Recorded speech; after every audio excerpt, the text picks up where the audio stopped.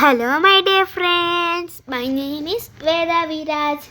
I am coming from India. Today we are going to explain this question. Question വായിക്കാം.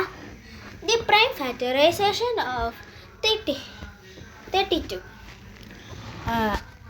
Prime number എല്ലാ കൂട്ടുകാർക്കും അറിയാലോ. അപ്പം നമ്മളോട് ചോദിച്ചിരിക്കുന്നത് പ്രൈം ഫാക്ടറൈസേഷൻ ആണ്. 32 ഫാക്ടറൈസേഷൻ ചെയ്യണം, അതും പ്രൈം നമ്പറും വെച്ച്. ഇപ്പം 32 ആദ്യം തന്നെ നമ്മൾ 2 വെച്ച് ചെയ്യുകയാണ്. അപ്പം 32 2 വെച്ച് ചെയ്യുമ്പോൾ 60 × 2 = 32.